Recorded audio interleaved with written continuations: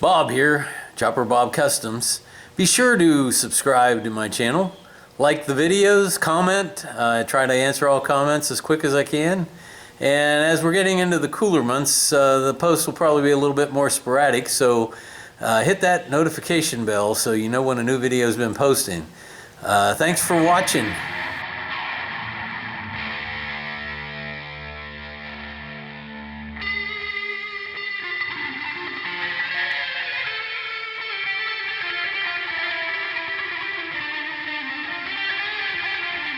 Today, work is continuing on Uncle Dirtbag's 60 Chevrolet. And today, since I do have the cab support installation done, I'm going to direct my attention to the toe board. And let me see if I can get a little bit better light on the situation. Okay, so what we've got going on here is we have obvious holes, and the material that is around those holes is crumbling, so that's also a hole. And then we have some fairly deep pitting, as you can see right in here. Now, the thing about pitting, it's twofold. One is the material is, in some cases, less than half as thick as it was when it started out life. And two, iron oxide has oxygen in it, and I'm fairly well convinced that the thin material in combination with that oxygen makes trying to weld it more like a cutting operation than a welding operation. So the severe pits need to be removed. So basically all of this is junk as far as I'm concerned.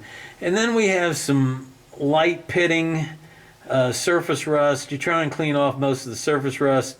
The light pitting most probably will be okay. You'll need to get some rust converter on it once you're done with all the welding. And you need to be very careful because when you're trying to weld it, it will have a tendency to evaporate on you. But basically, I'm going to probably be replacing material. I'm going to have to evaluate this right in this area right here to see. If I replace it, I'm probably going to have to go clear over to this body line right here. And I'm not sure that I want to do that. But up high, unlike the other side, it seems to be in pretty good shape. The one area that I'm concerned about is the well where the the one area I'm concerned about is the well where the dimmer switch is. I'm going to take the dimmer switch out and see what it looks like behind it. It's going to be sort of a hard area to reproduce, but by the same token, if you go to hit the high beams and you punch the dimmer switch through the floor, that's not good either. So what I'm going to do is I'm going to get started by taking the dimmer switch out and evaluating where I'm going to make my cuts, and then cut out the original toe board area that needs to be replaced. So let me get set up and we'll get started on that. I've made my decision on where to make the cuts. There were some pits over here in this area.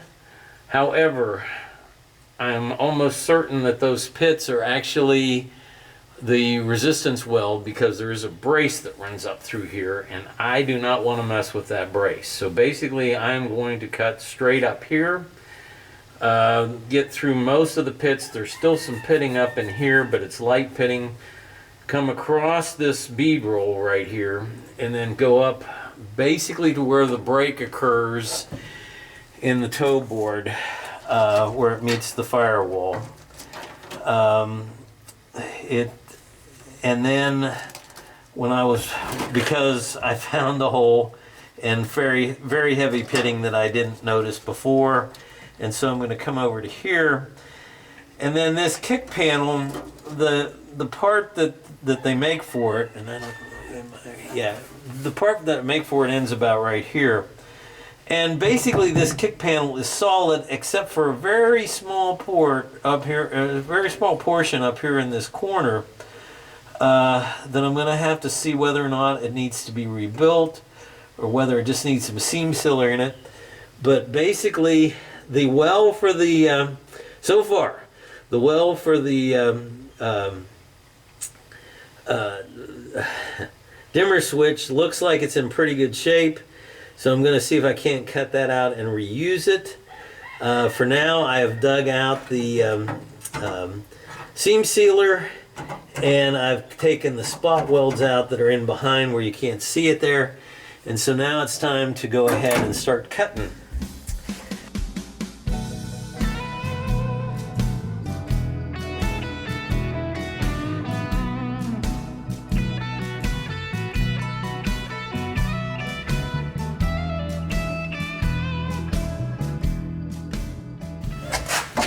Okay, so the other thing that I need to do is, one I did already in this corner right here, and had to cut it out. That allows the floor to clear when you're putting it in.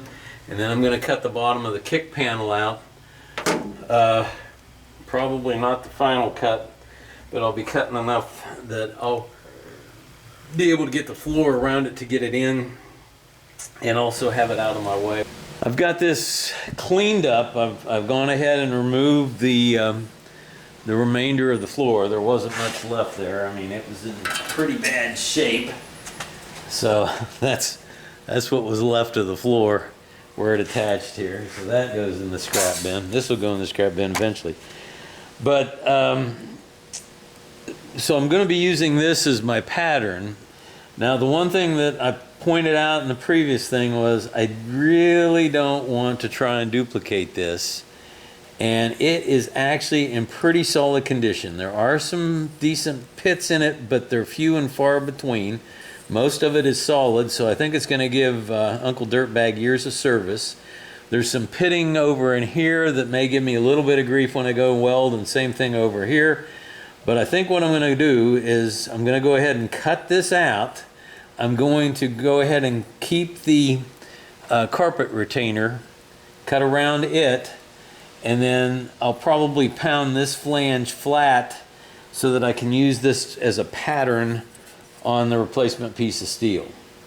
So with that, I'm going to go ahead and start putting some cuts in it. And I think what I'm going to do is use a saber saw to keep some of the cuts in decent condition.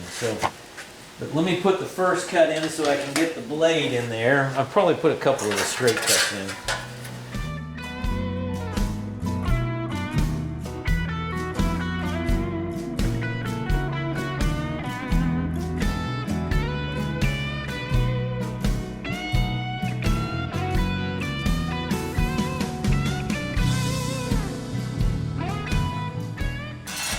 Okay, so now this will lay flat on the piece that I'm going to make, with the exception of this flange over here. I can lay out this flange down here, and from there I can cut the piece out. I can cut the approximate shape of that out and start trimming it so that I can weld this in, and then I'll have to put this bead in here. So, let me go get a piece of steel. I've pounded this edge flat over here, and so now I've got this panel that I've got here cleaned up. My 18 gauge steel is getting to be just a little bit rusty. Now, I need a better marker.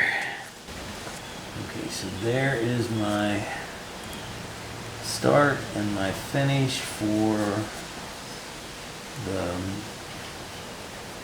bead that I have to roll in it.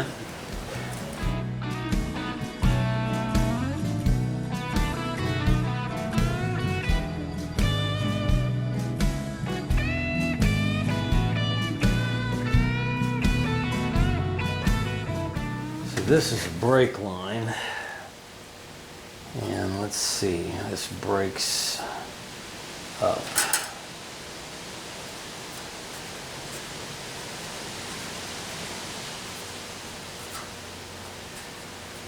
And it is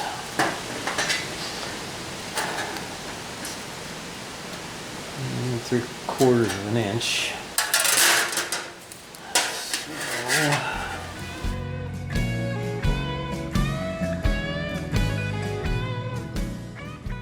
Another brake line.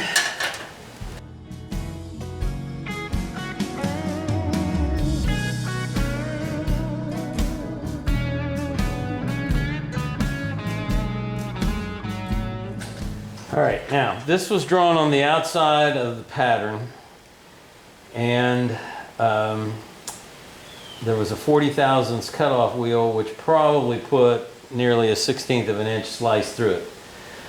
So if I cut just on the outside of the line, it should provide me with a decent gap. Some of them aren't all that critical. The brake lines will not have an effect on where I put the cut, other than it might make it a little bit harder or easier to brake.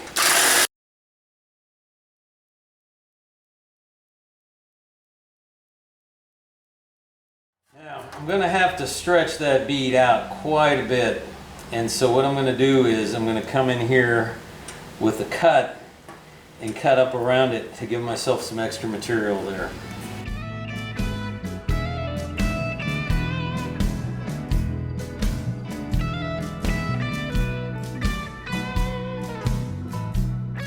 The thing I'm going to do is I'm going to scribe this so that I have a sharp mark with it, and then I'm going to go over to the English wheel and see if I can't roll some real big stretch into this. Because of where I got the truck parked, I can't really get in there with the camera. It's going to be tight for me to get in there with the metal. So I'm going to go ahead and shut the camera off and go run this through the bead roller here and here and see if I can't get this to pop up, so that when I go to put the bead in it, it doesn't shrink it this way, because I'll already have the stretch in it. I'll be right back.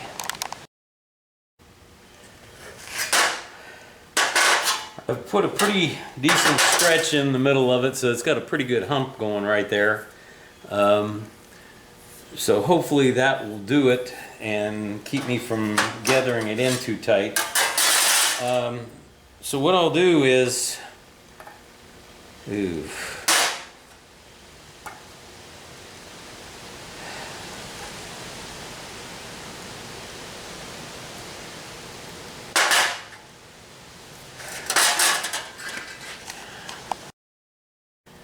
okay, I can't get over to the bead roller either because the altered's in the way, so I can get in there myself, but I don't have any room for the camera.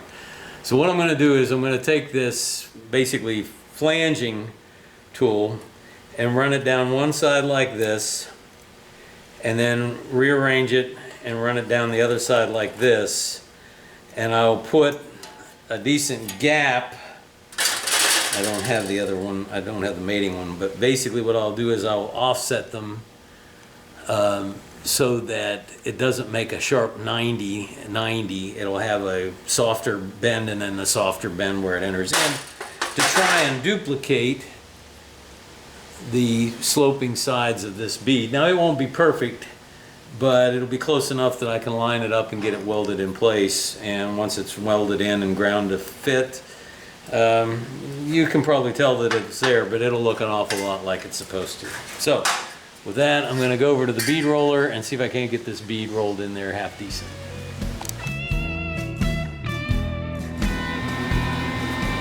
Did the bead rolling, and that looks pretty good. I think it'll line up really well with the OEM. Did the brake, got the flange put in for where it attaches to the floor, and the little lip along the edge where the kick panel goes. Did some work over at the bandsaw, getting the hole for the dimmer switch well, really close, and then did some grinding to finish that up, and I think I've got a pretty good fit here.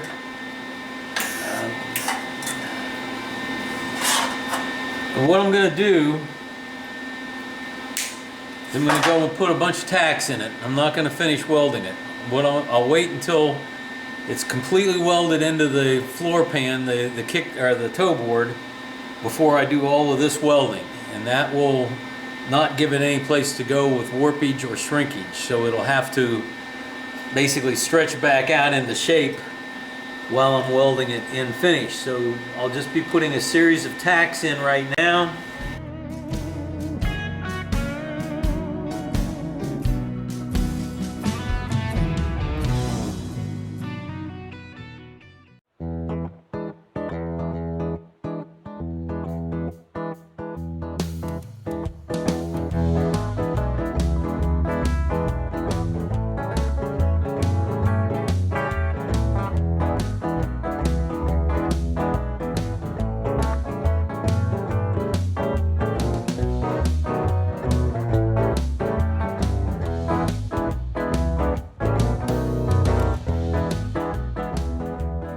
The well in there, so basically I can start fitting this piece into the floor, into the toe board, I guess I should say. I am going to have to trim it there. I did make that a little long because I knew it would be shrinking up into there, and I've got some other trimming to do because basically I cut it just a little on the large side. Wanted to do that to make sure that it was going to work. So with that, I will start fitting it to the car. Truck, whatever that thing is. I've got it clamped in place. It moved around a little bit. Probably could have done just a little bit more stretching on the wheel where I put the bead in it, but it's actually really close, and obviously it's a lot better than it would have been if I hadn't stretched it there. So I've come in and marked it with a Sharpie where I need to trim it a little bit. And I'll get it out of here, get it trimmed. I need to get the rosette holes put in it, and then we'll put it back in and start welding it in place.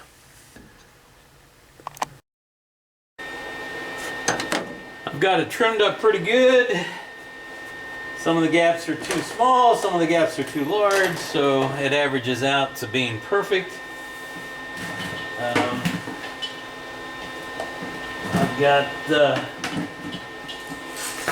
I've got the rosette holes put in through here so that it attaches to the flange on the kick panel, and I've got the rosettes put in down at the bottom so that when I get the floor section slides down in there, there'll be the rosettes for the floor section. So we're good shape there. So I'm going to go ahead and start putting some tacks in to get this locked into place.